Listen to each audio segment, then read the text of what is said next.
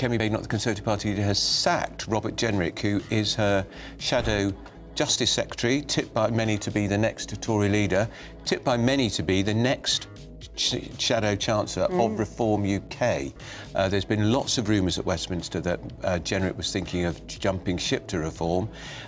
Is that lying behind this decision by Badenoch to sack Jenrick? But this is a big, big moment in the Conservative Party. It is huge news. Of course, we have no information at the moment about the reason for that sacking, but Robert Jenrick is one of the reasons that many people are remaining in the Conservative Party. They see him as a figure of the right, keeping the party in the right position on immigration, on the ECHR, and without his involvement on the front bench, I imagine that the Conservatives may lose even more members than they already have. Well, we're going to talk to Olivia Utley at Westminster. Olivia, can you shed any light on this? This was completely unexpected, bolt out of the blue. Good day, everyone. Grab a firm hold of your morning tea and perhaps a strong, bracing gin and tonic, because Westminster has just been treated to a political spectacle so utterly ruthless, so deliciously savage, that it makes a classic episode of Yes Minister look like a polite disagreement over the last custard cream. We are, of course, talking about the quite extraordinary sacking of Robert Jenrick by Conservative leader Kemi Badenoch. This wasn't just a political dismissal, it was a full-blown public evisceration, a political immolation delivered with the precision of a surgeon and the cold fury of a monarch.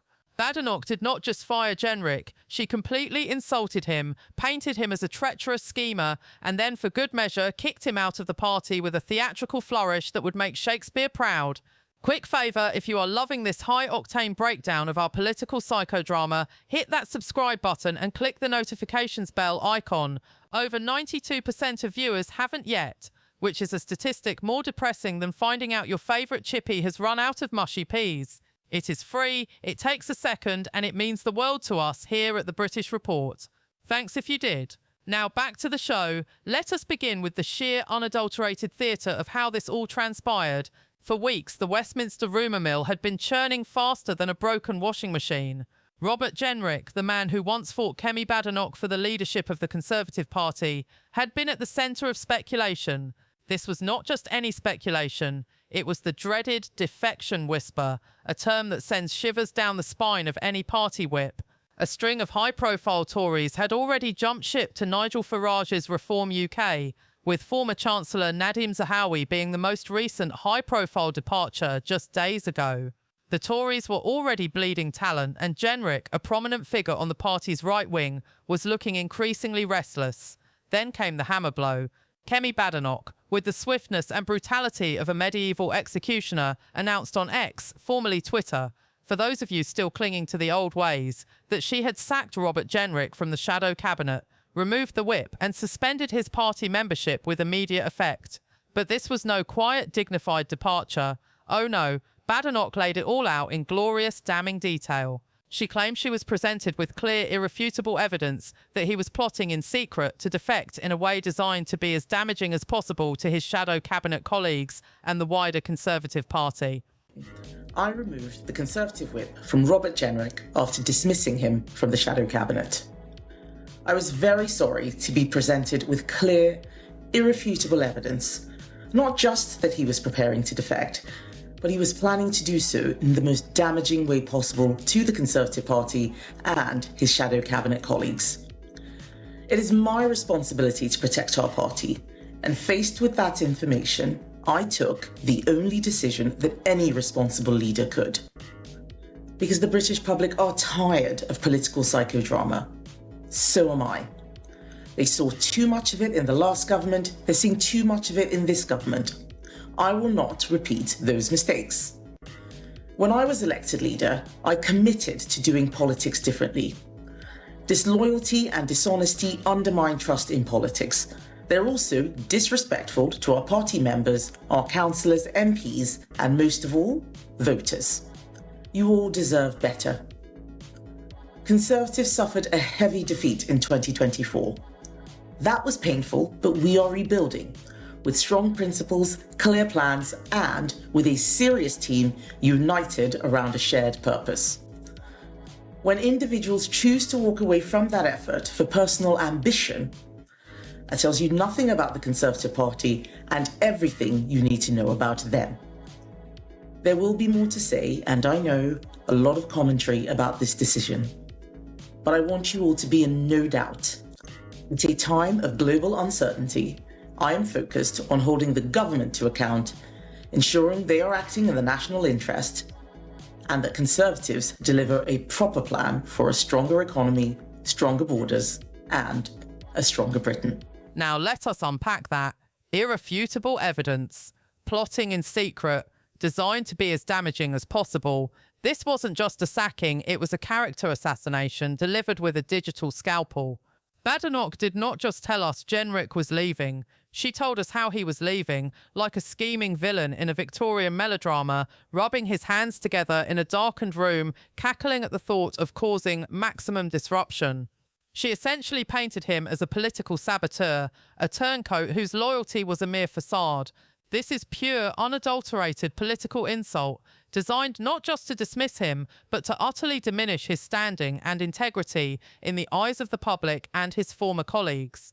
It is the political equivalent of publicly shaming someone for trying to steal the office tea bags. Only, in this case, the tea bags were the future of the Conservative Party.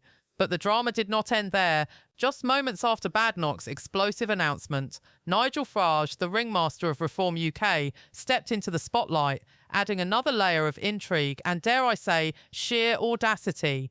As Kemi Badenoch was unleashing her digital broadside, Nigel Farage was conveniently giving a press conference in Edinburgh to announce Reform's new Scottish leader. Talk about serendipitous timing. Farage, ever the master of political theatre, reacted to Badenoch's announcement with a mischievous grin. He, of course, had conversations with Mr. Jenrick. Was he on the verge of signing a document? No, apparently not. But had they had conversations? Oh, absolutely, yes. Farage's response was a classic act of political deflection, designed to sow maximum chaos and leave everyone guessing. He stated, "I never reveal private conversations of anybody, which is why when people like Malcolm came to me to talk, and he was a frontbencher, nothing ever leaked." The implication being, of course, that Jenrick was the leaky one, the amateur, the one who could not keep a secret. It was a subtle yet utterly devastating insult to Jenrick's political savviness, implying he was out of his depth in the high-stakes world of defection negotiations. Farage even teased that he had been having conversations with a number of very senior Conservatives over the course of the last week, over the course of the last month. It is the political equivalent of a dramatic cliffhanger, leaving the entire Westminster village wondering who else is packing their bags for the Reform UK revolution. The whole thing was a masterclass in trolling. Farage did not confirm the defection, but he did not deny it either. He just added fuel to the fire, leaving Kemi Badenoch's narrative of a plotting Jenrick hanging in the air, while simultaneously making the Tories look like a leaky sieve, unable to keep their own shadow cabinet ministers from chatting with the opposition. It is a bold, high-energy move that solidifies Farage's position as the ultimate disruptor in British politics, leaving both the Conservatives and, as we will see, Labour utterly flummoxed. And speaking of flummoxed, the Prime Minister himself could not resist wading into the fray with a response that was less than prime ministerial. Yeah, absolutely. Robert Jenrick has been quite a big player within the Conservative Party for quite some time. He's a former cabinet minister. He serves in the shadow cabinet, as you've already mentioned there. And it's not very long ago that he was pipped to the post of becoming Conservative Party leader. He came second to Kemi Badenoch not very long ago. But in that time while he's been serving in the shadow cabinet, there's been a lot of talk about his future leadership ambitions. He's someone who's viewed as being incredibly ambitious. He's been posting a lot on social media, engaging with young people on TikTok and Instagram with sort of catchy social media videos that we hadn't seen many politicians do. This move from Kemi Badenoch comes as a bit of a surprise. We've had the confirmation that he was having talks with Nigel Farage. Here's what Kemi Badenoch posted today as an explanation as to why she did it. Prime Minister Sir Keir Starmer, never one to miss an opportunity to stick the boot in, questioned why it took so long for Mrs Badenoch to sack Mr Jenrick. It was a deliciously sarcastic barb aimed squarely at the Conservative leader's perceived indecisiveness. Starmer, ever the barrister, presented his critique with the precision of a legal argument. If Badenoch had irrefutable evidence, why did she wait until Jenrick was practically on Farage's doorstep before acting? This comment, while ostensibly critical of Badenoch, also served to highlight the wider disarray within the Conservative Party. It is a party that has seen a string of high-profile defections, suggesting a deeper malaise than just one plotting shadow justice secretary. Starmer is essentially saying, you Tories are so busy fighting amongst yourselves you can't even keep your own house in order. It is a classic move from the opposition playbook designed to make the government look weak and incompetent. However, there is a subtle irony here. Starmer's Labour Party, despite its current lead in the polls, has also faced its own share of internal squabbles and defections. While not on the same scale as the Tory exodus, the threat of Reform UK appealing to disaffected Labour voters is very real. Farage's hint about an imminent Labour defection earlier this week certainly had some Labour strategists sweating. So while Starmer's sarcastic jab landed well, it also served as a reminder that in this era of political volatility, no party is truly safe from the siren song of Nigel Farage. The political landscape is shifting, and the traditional battle lines are blurring faster than a bad webcam connection. But back to the heart of the matter, Badenoch's brutal assessment of Jenrick's character.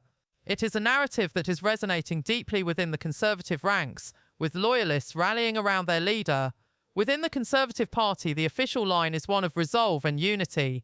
A Conservative source, clearly briefing on behalf of Badenoch, described Jenrick as having met with Mr Farage and spoken of a switching to the party. This is presented not as a moment of crisis, but as a cathartic purging, a moment for the party to consolidate and move forward. The message is simple: good riddance to bad rubbish.